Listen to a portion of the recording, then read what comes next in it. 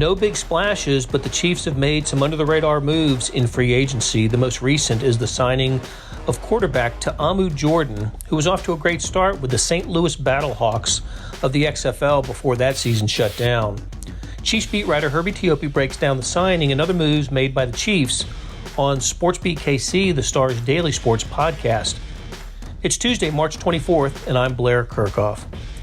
We also chat about what might be in store for the Super Bowl champions, how they're having to make some moves on a budget because of limited cap space for now, and what else has happened in the AFC West. A lot of interesting moves made by the Chiefs' rivals. So here we go with Herbie Teope. All right, Herbie, I did my duty this morning and filled out the census. Have you filled out your census yet? Hey, I did it when they first came out, man. You're behind the power curve, man. I guess I am. I had an April 1st deadline. Come on. Hey, but it's an American thing. You know, America, it's your duty to fill out the census, get it sent in. You know, it takes 1 minute every 10 years to get this done. So get it done if you haven't gotten it done. That's right. And for people who are wondering, the .gov domain is not spam. That's not spam. So, right. Yeah, it is legit. That's right. All right. So, Herbie, it's been a while since you and I talked Chiefs, and there has been some moves. The Chiefs were not a very active team in the first few days of free agency, but the pace has picked up a little bit, and they made some headlines on Monday, late in the afternoon, picking up a quarterback of all things, Jordan Ta'amu. I hope I'm pronouncing that right. I went on YouTube to get some hints how to pronounce his name, looking at Ole Miss and St. Louis Riverhawks tapes, and it was pronounced differently each time. So I hope Jordan Ta'amu, with that apostrophe in there, you got to pause, I think. But he's Hawaiian, right? Correct, From Pearl City, Hawaii. And tell us more about him. What do you know, and why is he a member of the Kansas City Chiefs? Well, most teams will carry 4 quarterbacks if there is a training camp.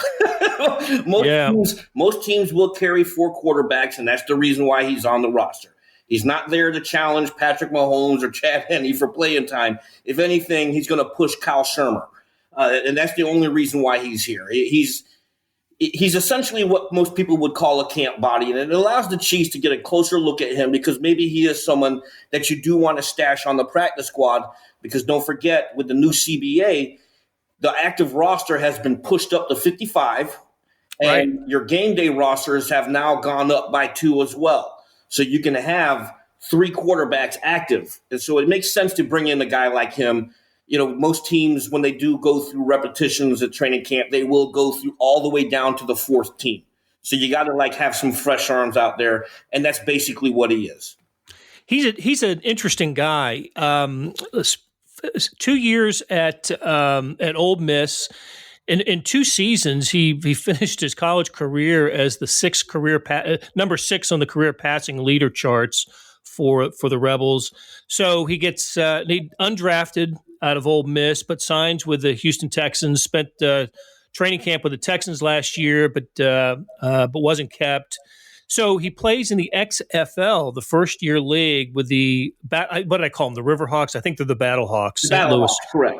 Apologize to all of our friends in St. Louis for mispronouncing or misidentifying your team. I know that there was a lot of interest in the Battlehawks, and they were drawing some great crowds when the league decided to fold its 10th this year. But Ta'amu was leading the XFL in completion percentage, 72%. Through 5 games, had thrown 5 touchdown passes, 2 interceptions. He had rushed 41 times for 217 yards, and the Battlehawks were 3-2 before shutting it down. He's 6'3", 214, so got some size to him.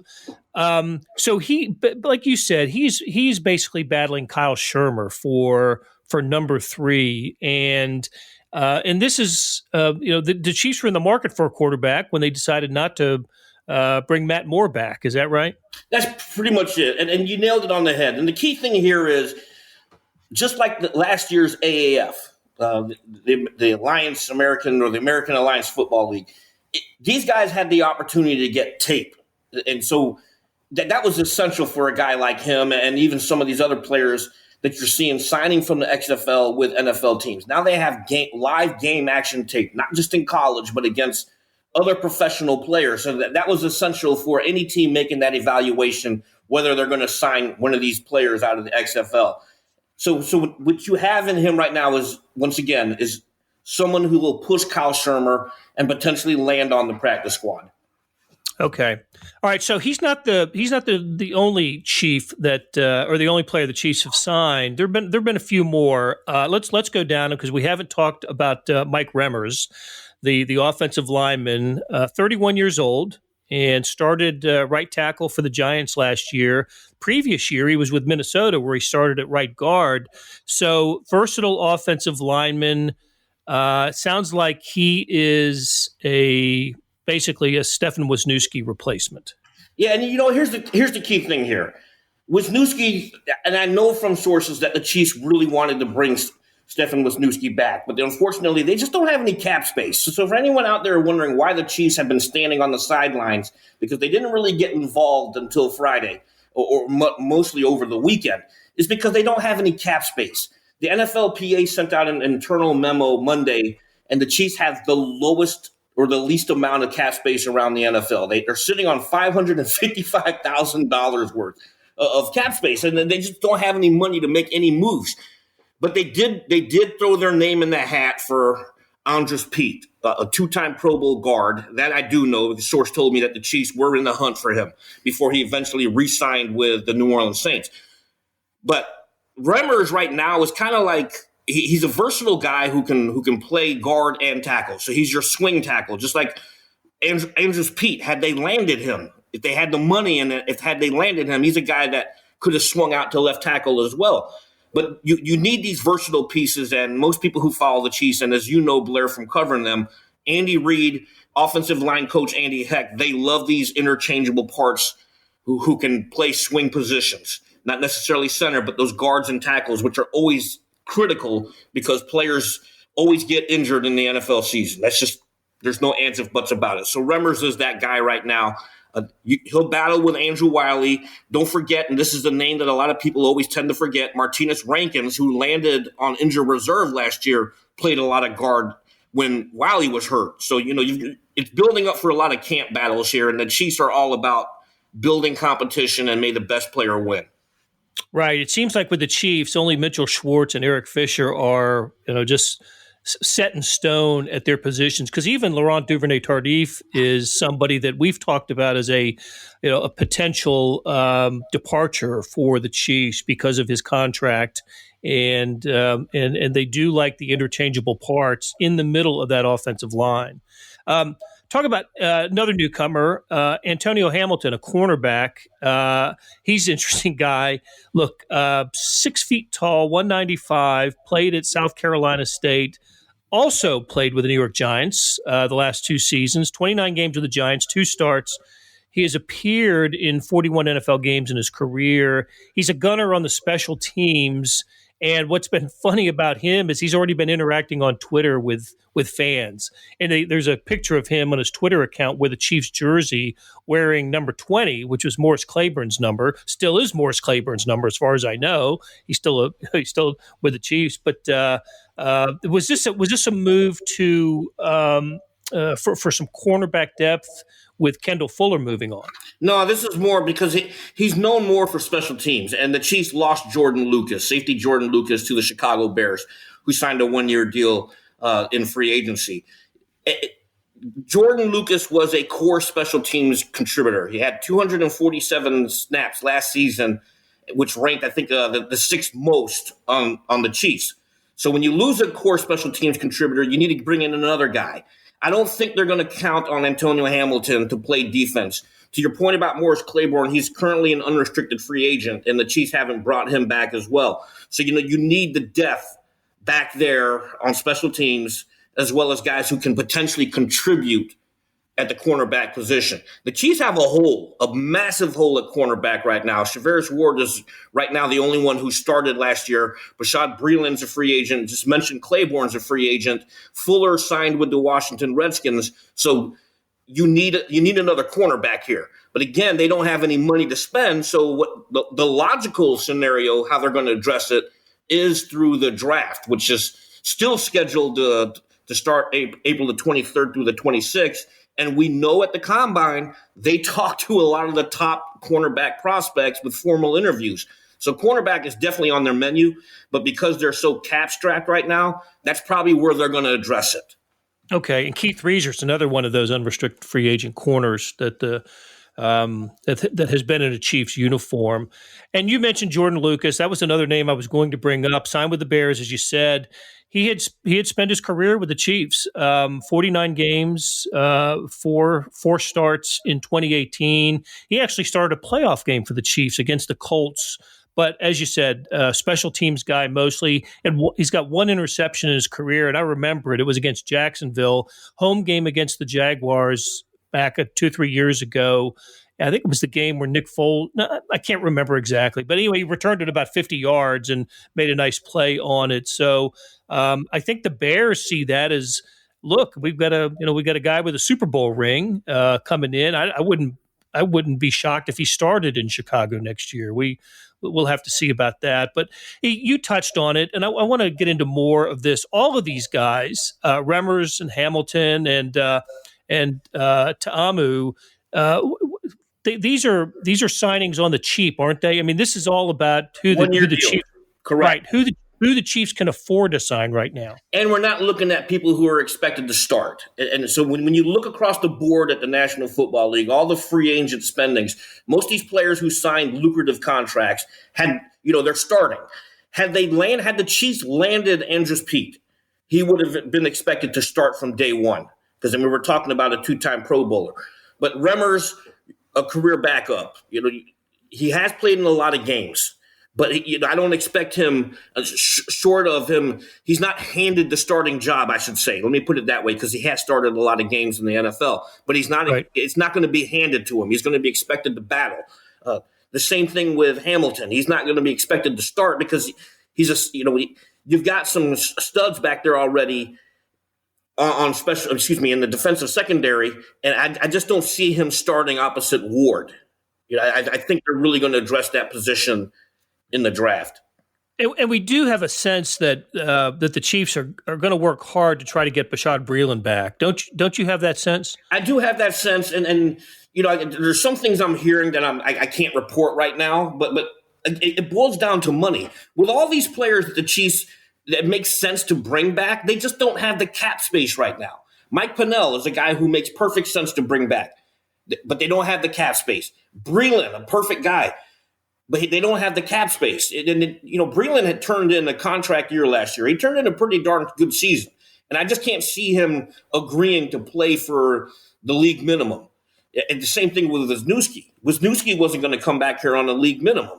You look at the contract he signed with the Pittsburgh Steelers. You look at that, you're like, it looked affordable, but the Chiefs just couldn't afford that. Right. But look, the Chiefs are going to end up with some cap space with most likely with what happens with Sammy Watkins, either a restructure or just parting ways with Sammy Watkins. Do you think this will happen? Could this happen this week? Could it happen, pretty soon? I don't want to put a timeline on it, but I do know that they approached him. Yeah, I mentioned this the last time we talked. I do know that they approached him at the Combine with a restructure offer, and then it's clearly on Watkins' side. How much is he willing to take a pay cut? And it's going to go back and forth, back and forth.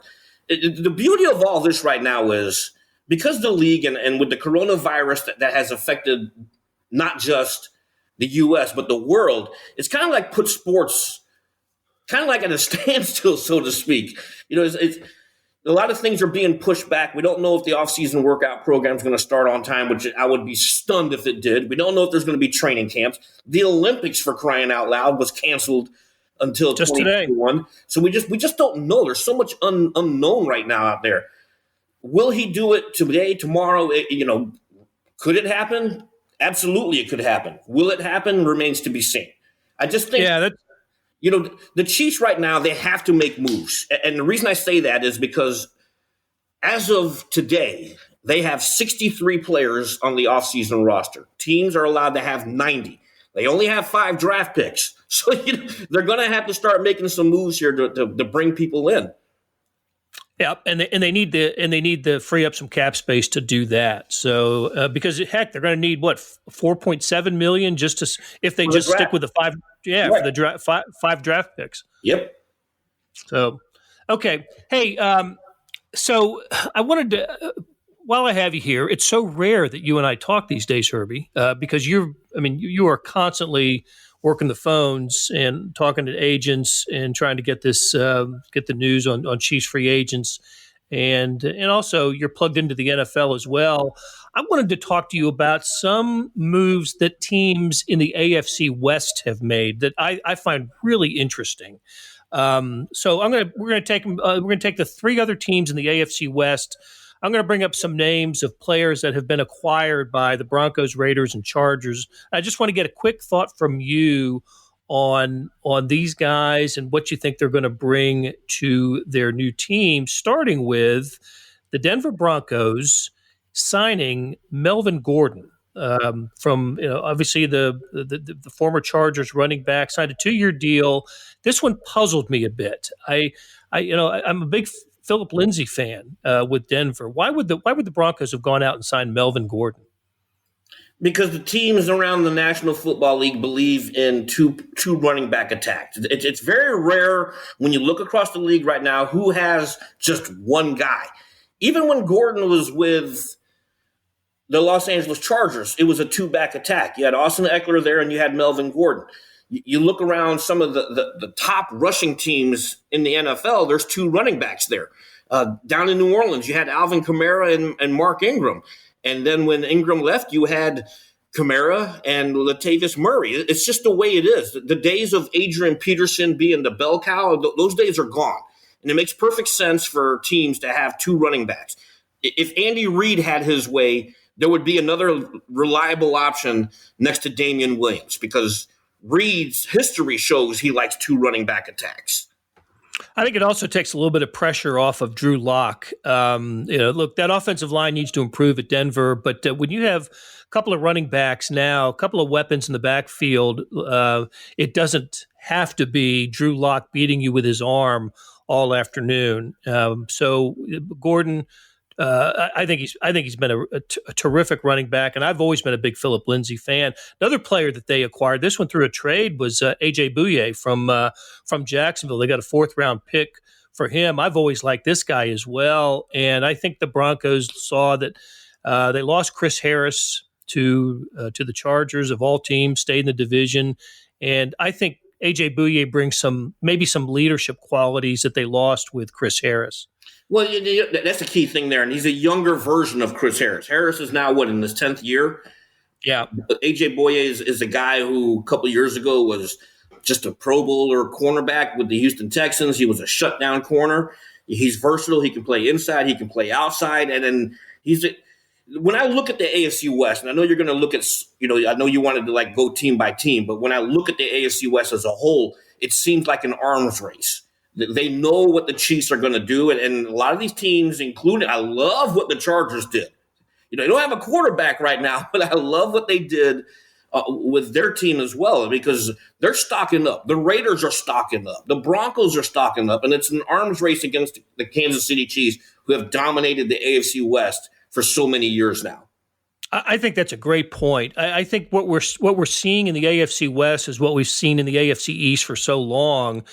Teams building rosters to try to compete with the Patriots there, and now in our world trying to compete with the Chiefs. And in that vein, look what the Raiders did, signing Marcus Mariota to, I think, compete with Derek Carr. I look, it's still Carr's job to lose, but I think it's possible he could lose it to Marcus Mariota, brought him in on a 2-year deal. And the other Raider signing that I thought was interesting, Jason Witten, bringing him in with Darren Waller there. I think an excellent tight end, but they bring in Jason Witten. And you mentioned earlier the Chiefs didn't bring in anybody who we expect to just jump right into the starting lineup, but the Raiders brought in 2 or 3 defensive guys who might end up being, who are going to you bring them in to start, guys like Corey Littleton and Malik Collins. So Raiders really look like they're trying to ramp it up. At first year in a new state, new town, a new stadium as well. Yeah, the other guys you didn't mention there, Eli Apple, their cornerback. Yeah, He's going to be expected to start right away, former first-round draft pick. I got to cover him down in New Orleans, too. He had his moments last year in the contract year, and then he slipped. But he's a guy that highly touted coming out of Ohio State. There's something about those Ohio State cornerbacks. Corey Littleton, you know he's going to be a plug-and-play option, and Littleton's strength is he can cover. He's not necessarily a guy that you're always going to keep at the line of scrimmage. He can also drop back in coverage. Malik Collins, you mentioned. I think Marcus Mariota, that signing there is probably to appease John Gruden's man crush on him. If you remember a couple of years ago, Gruden, when he was with ESPN, used to do that quarterback camp. And I remember watching that when he had Mariota as a quarterback he was spotlighting, and it seemed like he was in love with the guy. So that's basically what that is. And he's going to push Derek Carr. Jason Witten, as you mentioned, I don't know if he's going to be an impact kind of guy, especially with Waller there, but he's certainly going to be able to provide veteran leadership, veteran mentorship, and you always need that on the team. Yeah. Okay. And then also moving into the new stadium this year, the Chargers, you mentioned them earlier. I love that they brought back Eckler. He's just an outstanding player, and Hunter Henry as well, the tight end, and then signing Chris Harris, veteran guy. And talented. I think a lot of people who have followed football in this area knew Chris Harris from his days as a Kansas Jayhawk, were thinking, boy, wouldn't it be great if he could come to Kansas City, but not to be. He's with the Chargers, stays in the division. I agree with you. I look at the Chargers' potential starting lineup and like a lot of things that I see, except quarterback. Correct. And they're going to have to either make a move in the draft or bring in someone that Tyrod Taylor can mentor for a season. But I'd look at the Chargers and think they're in a win now mode, except they don't have the quarterback. The thing that really impresses me, that kind of like gives a strong hint that they are going to use the draft on the quarterback, is what they did on the offensive line. They picked up Brian Beluga, and Trey Turner. We're talking about an offensive tackle and an offensive guard, two battle-tested offensive linemen. Beluga obviously up there in Green Bay blocking for Aaron Rodgers, and then Turner blocking for Cam Newton in Carolina. So that you've got two guys that really is an upgrade to the offensive line, and that kind of like tells you right now that they're probably going to be looking at the draft, and they needed the pieces in place to protect a young quarterback. I wonder if they'll make the move for Tua. I wonder if it'll come down to the Chargers and Dolphins in a competition for Tua, assuming Joe Burrow goes to the Bengals. Yeah, that's the wild card there. I think the Chargers right now, they need a splash quarterback because they're going into a new stadium and it's Los Angeles and they're competing against the Rams. You can't have some retread quarterback. I don't think Jameis Winston's going to do it for the Chargers. I just don't. I think, the fact that they were in the running for Tom Brady tells you all you need to know. They need a big name quarterback, a high draft prospect type quarterback that's going to inject life and energy and excitement into their fan base. Yeah, I agree. And it'll be interesting to see how the news unfolds with that team over the next few weeks. What else is going on, Herbie? What should we expect this week and in the near future when it comes to the Chiefs? And what moves are left to be made out there from an NFL standpoint? Still a couple of quarterbacks looking for a home right now. Yeah, there's quite a few quarterbacks still waiting on a home. We mentioned Jameis Winston. Cam Newton's going to eventually hit the market here once the Panthers decide they can't trade him. So you've got some good quarterbacks out there. Former first-round draft picks. That's what's so crazy about this past free agency period. We didn't even touch on Phillip Rivers. Rivers going to the Indianapolis Colts now. It's going to be very strange to see Brady in the Buccaneers uniform and very strange to see Rivers in the Colts uniform. But, outside of that, and the Chiefs can't get involved in any of those big signings again. It's because of the lack of cap space. If anything, what do we expect from the Chiefs here? I would anticipate some roster moves to clear up some space because they need it. They desperately need cap space. And I remember talking to Brett Veach at the Combine where he says, hey, we're going to have to get creative. And, they got creative in a way with restructuring Frank Clark's base salary into a signing bonus. They're going to need to do more than, a lot more of that. Restructuring Sammy Watkins' contract has to be at the top of the list. It's either you do that or you just outright cut him because you need the space, man. Yep. Exactly.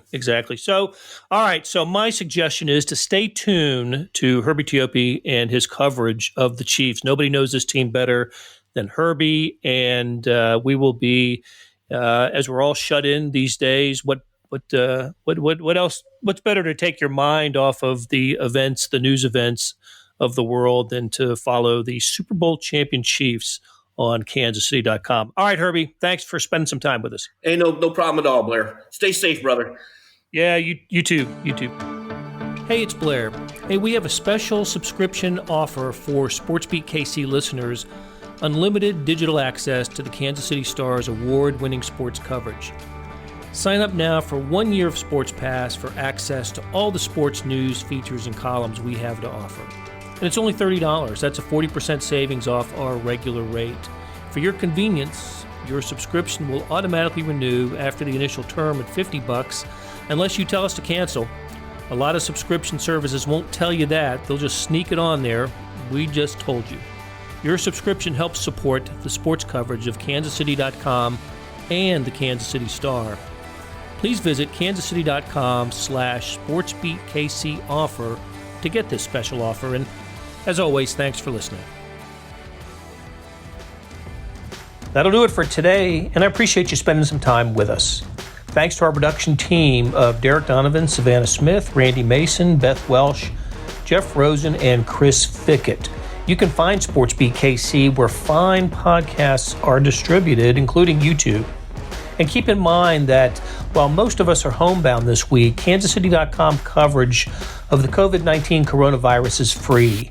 Keep up to date with everything going on in our part of the world by accessing kansascity.com.